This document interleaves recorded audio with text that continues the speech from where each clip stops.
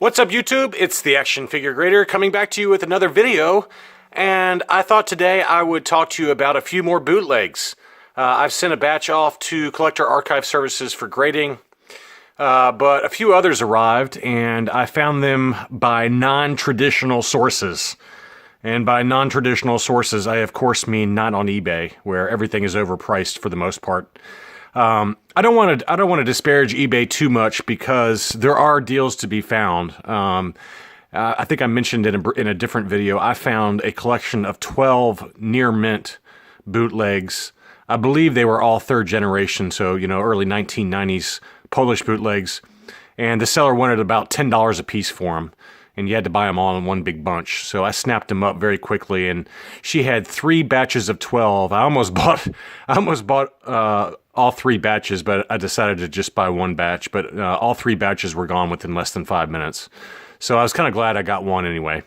But for the most part, as you guys know, I've been really looking at Polish and Mexican bootlegs a lot to add to my collection. And for the most part, the stuff on eBay is either cheap modern Mexican junk that's like $10 a piece and not really have much, it doesn't really have much collectability to me, since I like to focus on vintage stuff.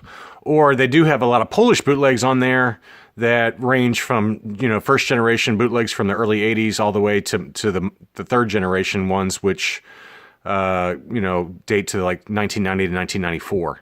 But the prices are crazy. I mean, they're just, in general, they're just really expensive.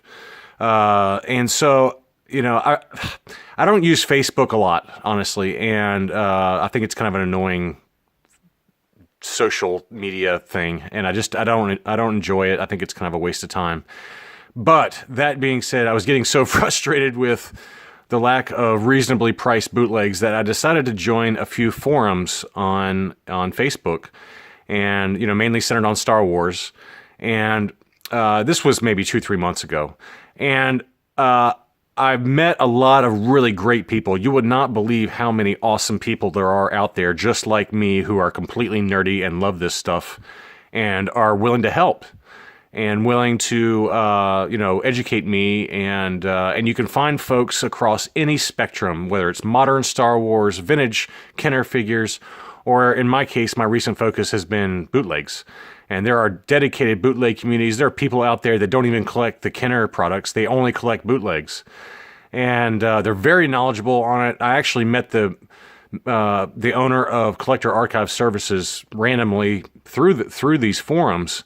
And so as I really did my research and just read more about these figures, I just got some incredible resources. One of the members on one of the forums I joined is actually writing a book right now on the Polish bootleg market. And so I've already pre-ordered that copy. I'm excited about that. It comes out next year. But anyway, I really tried to find someone who was knowledgeable on both Polish and Mexican bootlegs, and I met a number of really cool people. There are a number of dealers that only deal with the vintage Mexican and vintage Polish bootlegs.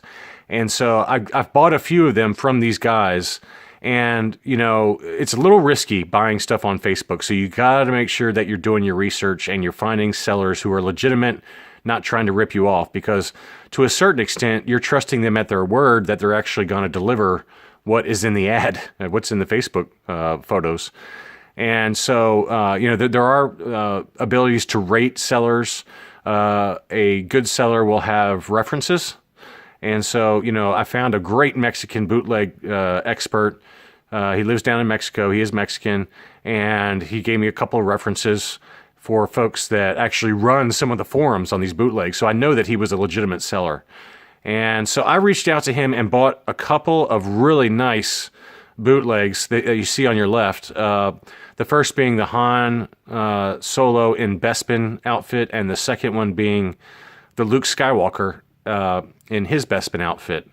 They are static, hard plastic, no joints, no articulation bootlegs. They're basically, what I can tell, they're molds of the Kenner figures that some Mexican companies did in the 80s. But they're a little bit different. Each one of these is a little bit different than the other one. And so let's talk a little bit more about those before we talk about the 2 Polish bootlegs. The first one is really interesting. This is the Han Solo. And you can see that his arms look like they're elongated around the armpit. This is a classic sign that you're dealing with a vintage Mexican bootleg. Apparently what they did is, the bootleggers down there, they took Kenner figures and they pulled the arms apart and molded those separately, and then reattached to these kind of bootleg figures. And so that is a good sign. When you see kind of these armpits here that kind of have that space in between them, that's a good sign that it's a vintage Mexican bootleg. Another good sign is that if it's a static, hard plastic, this almost feels like a clay, like a hard-fired clay. It doesn't feel like a lot of the other kind of modern junk that you see out there that's very pliable and crappy. That being said, there are very soft rubber 80s bootlegs in Mexico, so it's really difficult to tell whether you got a vintage figure or a modern, crappy bootleg. And so what I did was, I depended on this guy to, show me stuff that's only from the 80s, and he did. And you can see some kind of either paint rub or overspray from a different figure there. So that's going to hurt the grade on this figure when I get it graded. But usually, if it's a Mexican vintage 1980s bootleg, it's going to be one solid color. It might have some paint applications here and there, but when they're one solid color like this, that means that it is a static bootleg from the 80s, and it has just a different feel to it. Obviously, when you're buying from somebody in Mexico, it makes it a little more difficult, so you really got to do your research. But, most of the modern stuff, it's almost like a swirly kind of color. It looks like silly putty that has two different colors mixed together. You'll see kind of like different colors all mixed all the way through it. And you'll also see injections, like injection mark sites from where the injection molds are. That's usually a sign that it's a modern bootleg, not a vintage one. But anyway, you can tell it's just molded straight from the Kenner figure, and it's kind of like a harder plastic material, and it's got the arm joints there. Now that being said, let's take a look at the Luke Bespin figure. That's a little bit different. It's it doesn't have the arm spaces around it, so some of the figures were in fact molded correctly. You can see it's also straight, kind of a copycat of the Kenner figure. But this one even feels a little different than the Han Solo figure. But this is also a 1980s bootleg that has been very well cared for. I expect this one to get an 85 grade or very close to it. But a very nice figure. But also doesn't move. It's static, and it's really hard plastic. There's all kinds of semi-articulated bootlegs as well that are from the 80s, late 80s, or even the 90s. I've seen them, and so it's very difficult to tell the difference between some of these, and you really got to do your research and hopefully depend on somebody that's trustworthy. And obviously, the bootlegs from the 80s are going to be a lot more expensive, and then the 90s will be quite a bit less expensive. And then any of the modern stuff is 10 or $20. Now, all that being said, there's exceptions to every rule. I found a couple of semi-articulated Lando in his skiff guard outfits, as well as a Weequay that are semi-articulated. The arms move, and the colors had rubbed off really badly on it. But they are from the late 1980s, early 90s, and I got a very good deal on those. It included the weapons even. It's really hard to find weapons for these bootlegs. But I got those, I think, for like $20, and they were not modern junk. So, but the paint rub was pretty significant on them. So, they're not in the most fantastic shape.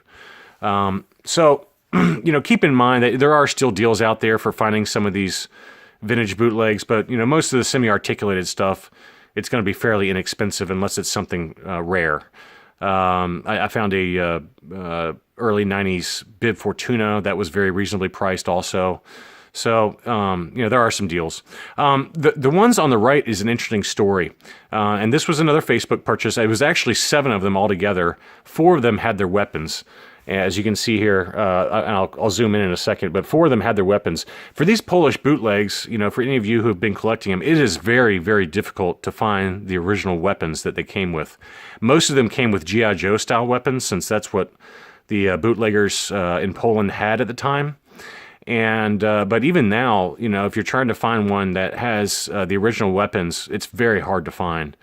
But I typed in on Facebook, I typed in Star Wars Polish bootlegs, And, it pulled up a bunch of different advertisements all the way back to like 2014. And so you can change your settings to show anything that's been recent. And I pulled up everything in this year.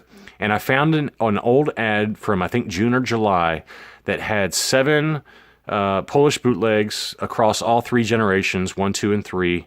4 of them had their weapons. And on a whim, I went ahead and sent a direct message to who posted, the gentleman who posted the ad. I said, hey, I know this ad is really old. It was 5 months old. I was like, but do you still have these? And he said, yes, I actually do still have them. And you can, and if you want to buy them, here's the price. And it was a very reasonable price. And so I sent him the money, and lo and behold, a couple days later, they arrived. And, they're in varying degrees of shape. I'd say most of them are between a 75 and an 80. But they turned out great, and so I got a couple of examples here that I'll show you. We got the AT driver. This is a first generation Polish bootleg from early 1980s. You can see it's got a lot of paint wear. It's actually, there's so many different variations of color differences for these AT drivers, but I've seen white legs, and this one has the black legs. You can see the bright green with the red there. A lot of paint wear on the back of the figure. And then it also did come with his weapon, and it's very much a G.I. Joe style grenade launcher, and it looks just like a 1980s G.I. Joe toy. But these are the weapons that came with the AT drivers, when they were originally sold on the card. So very cool to have one with the weapon. And I had 4 total. This one was another one. This was a Hoth Stormtrooper. This is a first generation Hoth Stormtrooper. I've got a 3rd generation one as well that is near mint, but this one is a little bit rougher. It's still in great shape overall, really, but it's a first generation 1980s Polish Hoth Stormtrooper, and you can see it's got a little bit of wear here and there, but great condition overall, really, for the age. And the weapon is also like a G.I. Joe style weapon, and here it is. It's kind of like a machine gun, submachine gun with a magazine there, and it's strange that they were released with kind of G.I. Joe style weapons, but that's what they came with. So, and then I've got a couple of others that have their weapons. So that'll make for nice grading to actually have the weapons next to it and have complete figures. But anyway, this video is really just to show you a couple of recent purchases, but also to let you know that there are deals still out there, reasonably priced. I mean, I paid quite a bit for these 2 Mexican bootlegs because it's just so hard to find them. I mean, this is not even something you ever see on eBay, ever. Or if you do see it, they're already graded and they're super expensive. I saw one of these that was graded 85 by CAS that sold for almost $1,000. So that gives you an indication of what the demand is like for these figures. So you do have to do your work.